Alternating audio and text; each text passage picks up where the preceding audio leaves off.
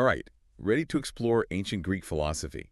Today we're taking a deep dive into the life and work of Timon of Phlius. Sounds fun. He lived from roughly 320 to 230 BCE. Uh-huh. And, you know, he wasn't your typical philosopher, quietly pondering in a corner. He was a champion of Pyrrhonism, Okay. which, as you know, advocates for suspending judgment.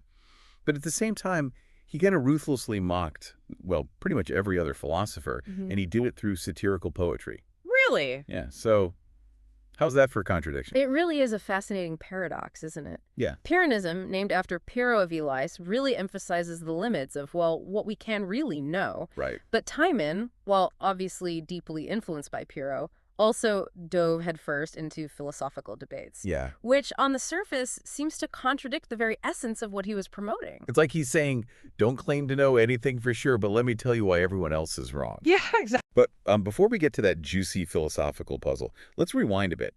What can you tell us about Timon's life? Well, his early years were far from the typical path of a philosopher. Right. He actually started as a dancer. A dancer. Yeah, in his hometown of Phlius. Then he studied with Stilpo of Megara, who was a philosopher known for his work on ethics and logic. Interesting. But the real turning point was his encounter with Pyrrho of Elais. Ah. It completely changed Timon's direction, Really? leading him to embrace Pyrrhonism. So from dancer to skeptical philosopher. Yeah. That's quite a journey. It is. And unlike his teacher, Pyrrho, who didn't write much, Timon was a prolific writer. He was. His most famous work is this collection of satirical poems called Siloi, Right. which translates to lampoons. It was Oh. divided into 3 books. Yeah. And he used a really unique narrative structure. Oh, yeah. Timon was a master of satire, there's no doubt. Yeah. He wrote Siloi using a first-person perspective.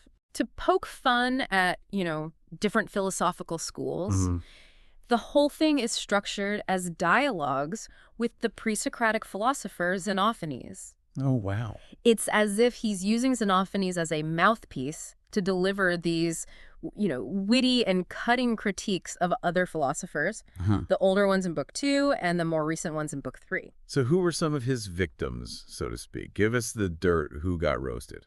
Oh, he went after some big names. Okay, good. Anaxagoras, with his concept of mind. Oh, right. Empedocles, who's known for his theory of the 4 elements. Yeah.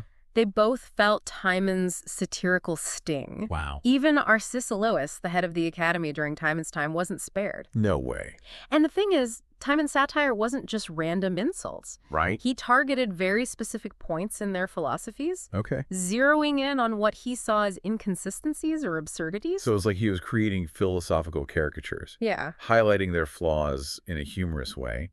But there were a few philosophers that he actually praised, right? Yeah. I'm thinking of Parmenides and Zeno of Elea. That's right. Timon admired Parmenides and Zeno for their willingness to challenge common-sense views of reality. Shows that Timon valued intellectual boldness, even if he expressed it through mockery most of the time. Now, here's where things get really interesting. Besides Siloi, Timon also wrote this intriguing work called Indalmoi, Right. meaning images or appearances. Yeah. But it's a bit of a mystery, isn't it? It is. Indalmoi is shrouded in mystery because we only have a few fragments. Right. It's difficult to reconstruct the whole picture. Yeah. Some scholars believe it explored the power of appearances. Okay. It suggests that although Pyrrhonists suspend judgment about the true nature of things, they still rely on appearances to navigate everyday life. That makes sense. You can't go around doubting every single thing you encounter. But there are other interpretations of Indalmoi. Whoa, absolutely. Some scholars suggest it might have been a tribute to Pyrrho himself, depicting his state of tranquility. Others think it could have been focused on exposing the illusions that non-Pyrrhonists fall prey to. We're left with these tantalizing fragments and have to piece together the puzzle ourselves. Like a philosophical treasure hunt. Yeah. And speaking of puzzles, Timon also wrote a prose work called Pytho. Yes. What do we know about this one? Well, Pytho seems to be a deep dive into Pyrrho's philosophy itself. Okay. It depicts a conversation between Timon and his teacher, Right. probably set near the temple at Delphi, which was known for its oracles and pronouncements. Interesting. It's likely that Timon used this setting to explore the mysteries of knowledge and uncertainty. Scholars believe Pytho presented Pyrrho's ideas through Timon's eager questioning, almost like a masterclass in Pyrrhonism. So we have a satirical poet, Yeah. a mysterious explorer of appearances, and a dedicated student of Pyrrho, all in one. That's right. Seems like Timon wore a lot of philosophical hats. But let's get to the heart of it. What were some of his core ideas, the things that really defined his thinking? That's where things get really interesting. Timon grappled with some of the most fundamental questions about knowledge, reality, and how we make sense of the world. Lead the way. Let's unpack Timon's mind. One of the most intriguing aspects of Timon's philosophy is this idea of embracing appearances. Embracing appearances. Yeah, he argued that, well, while Pyrrhonists suspend judgment about the true nature of things, they can still rely on appearances to make decisions in everyday life. That sounds incredibly practical, but how does that work in practice? Can you give me like an example? Sure, imagine you're offered a honeycomb. Okay. A Pyrrhonist might say, I don't claim to know the absolute truth about honey, Right. but it appears sweet, and based on that appearance, I'll gladly take it. I see. So it's not about denying our senses or experiences, Right. but acknowledging that our interpretations of them might be limited. Precisely. It's a nuanced approach to skepticism that allows us to function in the world, without clinging to these rigid beliefs. Right. Okay. Now, another key concept for Timon was this phrase, oudine malon, Okay. which translates to no more. It's a central tenet of Pyrrhonism. And Timon interpreted it as determining nothing and withholding assent. Okay, that's a bit dense. Yeah. Break that down for me. What does it really mean to determine nothing and withhold assent? Essentially, it's about recognizing that, well, we don't have access to absolute objective truth. Okay. So instead of making definitive claims about reality, we should hold back from forming, firm beliefs we can observe, we can experience. Right. But we refrain from saying this is definitely how it is. So it's a call for intellectual humility. Yes. Acknowledging the limits of human understanding. Exactly. I guess that makes sense, given the whole suspending judgment thing. But doesn't this lead to a sort of paralysis, where you can't really make any decisions or take any action? That's a common misconception about Pyrrhonism, but Timon actually addressed this. Remember the honey example? Pyrrhonists still rely on appearances for practical matters. They don't deny the evidence of their senses. Right. They just don't jump to absolute conclusions based on them. It's about navigating the world with a sense of cautious awareness, I guess. So it's not about becoming totally passive Right. or detached from the world, but Yeah. finding a way to engage with it Yeah. while acknowledging the limits of our knowledge. Exactly. And this ties into Timon's skepticism about using hypotheses. Okay. He believed that accepting things based on, unproven accessions was a shaky foundation for knowledge. It's like he's anticipating the scientific method in a way, where you Yeah. formulate hypotheses, Right. test them, Yeah. and revise them based on evidence. You don't just accept things blindly. That's a great connection. Yeah. Timon was all about scrutinizing assumptions and avoiding, dogmatic pronouncements. Right. And to really understand the depth of his thinking, we have to remember that Timon wasn't just a poet Right. or a disciple of Pyrrho. He was also a serious philosopher in his own right, grappling with these complex ideas. For example, he delved into the nature of time and divisibility. Oh, that sounds pretty heavy. It was. But the key takeaway here is that Timon was fully engaged with the intellectual currents of his time. Yeah. And he wasn't afraid to tackle difficult questions. Which brings us back to that central tension we talked about earlier. Right. Timon championed Pyrrho's philosophy, Yeah. which discourages engaging in philosophical debates. Yet there he was, actively participating in those very debates. It does seem like a contradiction, doesn't it? Totally. Here's a devoted student of Pyrrho, the master of suspending judgment, jumping into the philosophical arena and taking on some of the greatest minds of his time. Yeah. It's like he's saying, don't believe anything definitively, but also let me prove why you're wrong. Such a fascinating paradox. How do we make sense of this? Was he just a hypocrite? I wouldn't go that far. Okay. To understand this apparent contradiction, we need to consider the context of ancient Greek philosophy. Okay, let's unpack that context. Right. What was the philosophical scene like in Timon's time? Well, in ancient Greece, philosophical debate wasn't just a quiet academic exercise. Right. It was a public spectacle, a way of life. Imagine the agora, the bustling marketplace in Athens. Philosophers would gather there and engage in these lively debates, often in front of large crowds. So it was less about finding absolute truth Yeah. and more about the performance, Yeah. the clash of ideas, the intellectual sparring. Precisely. And for a skeptic like Timon, engaging in these debates might not have been about proving his own views correct, Right. but rather about exposing the weaknesses and inconsistencies in the arguments of others.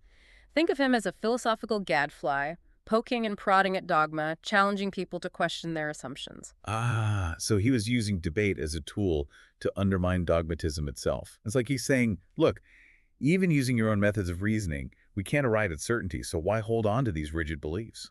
That's a brilliant way to put it. It's almost as if he's playing a philosophical game, using the rules of debate to deconstruct the very systems of thought being debated. This is giving me a whole new perspective on Timon. He wasn't just a passive skeptic. Right. He was actively challenging the philosophical status quo through his writings, his participation in debates. But how does this relate to us today? I mean, we're not living in ancient Greece anymore. Why should we care about this long-dead, poetry-loving skeptic? That's the key question, isn't it? It is. And I think Timon's relevance lies in his unique approach to skepticism, this blend of questioning, satire, and engagement. Okay. It offers us a model for how to navigate a world that's, well, overflowing with information and competing viewpoints. You're saying he's like a guide for critical thinking in the digital age. Exactly. Timon reminds us to be wary of dogma, to question assumptions, to be skeptical of grand narratives.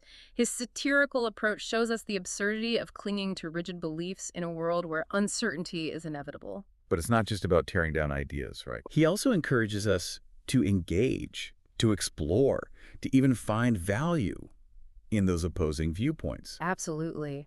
His willingness to participate in philosophical debates, even while advocating for a philosophy that discouraged such engagement, shows us that skepticism doesn't have to lead to passivity. It can be a catalyst for critical thinking, for meaningful dialogue. So it's about finding that balance between questioning everything Yeah. and being open to different perspectives. Right. Not an easy thing to do. Not easy at all. But Timon shows us that intellectual humility and curiosity are not weaknesses, Yeah. but strengths. They allow us to navigate the complexities of knowledge and to grow as thinkers. It almost makes him sound like a role model for today's world. I think that's a great way to put it. Timon's legacy challenges us to embrace the uncertainty of knowledge, to be critical but also open-minded, and to engage in thoughtful dialogue even with those we disagree with. Right. Those are essential skills for navigating the complexities of the modern world. And for our listeners, I think Timon's life and work offer a really thought-provoking question. If even a staunch skeptic like Timon could find some value in the work of philosophers he otherwise mocked, doesn't that make us reconsider how quickly we dismiss ideas we disagree with? Are we maybe too quick to shut down opposing viewpoints without truly listening? That's a brilliant point and a great question for all of us to reflect on. It challenges us to examine our own intellectual habits, Yeah. to make sure we're not just paying lip service to open-mindedness and intellectual humility, but truly living those values. So let's all try to take a page from Timon's book. Okay. Let's question, explore, engage, and be open to the possibility that even in disagreement, there might be some spark of insight that can help us understand the world a little bit better. That's a powerful message, and I think this deep dive into Timon's world has shown us that the pursuit of knowledge isn't about finding definitive answers, Yeah. but about cultivating a mindset of inquiry, skepticism, and a genuine willingness to learn, even from those we might initially disagree with. As we wrap up this deep dive into Timon of Phlius, it's remarkable how much his ideas still resonate with us today. Like he was wrestling with these huge questions about knowledge and doubt and how to even engage with different viewpoints. All those things are super relevant to us today. Absolutely. Timon's legacy is a gift for anyone, really, who is trying to navigate the complexities of knowledge and belief in any age. He reminds us that, it's okay to not have all the answers, Right. to embrace uncertainty, and to constantly be questioning the world around us. It's almost like he's saying, don't just accept what you're told. Think for yourself. But don't get so caught up in your own ideas that you shut out other perspectives. Precisely. That's the beauty of Timon's approach. He combines skepticism with a genuine intellectual curiosity. Right. He challenges us to be, both critical thinkers and open-minded explorers. I keep thinking about that point you made earlier about Timon finding value in the work of the philosophers he mocked. Yeah. It's such a powerful idea. It really challenges us to look for those nuggets of wisdom. Yeah. even in ideas that we might initially disagree with. It is a lesson in intellectual humility. Yeah. Timon, this master of satire, this champion of doubt, still recognized that even those he disagreed with could offer valuable insights. It's a reminder that knowledge is, well, it's a collaborative process, a conversation that spans centuries All right. and includes a multitude of voices. It makes me wonder if we've lost a bit of that in our modern world. What with social media and, echo chambers. Yeah. It's so easy to just surround ourselves with people who think exactly like us and to dismiss anyone who holds a different view. That's a real danger. Yeah. And I think Timon offers us an antidote. He encourages us to engage with those who challenge our thinking, Right. to listen with an open mind, and to be willing to learn from perspectives that might initially seem strange Right. or even offensive. It's a call for intellectual courage, isn't it? To step outside of our comfort zones and really grapple with ideas that make us uncomfortable. Exactly. And that's where real growth happens, when we're willing to question our own assumptions, Right. to have our beliefs challenged, and to potentially even change our minds. Timon reminds us that this process of questioning and exploring isn't a sign of weakness, but of intellectual strength. I think that's a great takeaway from this deep dive. Timon of Phlius, the dancer turned skeptical poet and philosopher, reminds us that intellectual humility, curiosity, and a willingness to engage with different perspectives are, well, they're just essential qualities for any thinker, skeptic or not. And perhaps even more importantly, he shows us that the pursuit of knowledge isn't about finding those definitive answers or clinging to rigid beliefs. It's about embracing that ongoing journey, the constant exploration, the joy of discovering new ideas, and the possibility of being surprised by what we find. So let's all try to channel a bit of Timon in our lives. Let's be skeptical, but also curious. Let's question everything, but also be open to learning from everyone. And let's never stop exploring this fascinating, complex world of ideas. Beautifully said. Timon would be proud.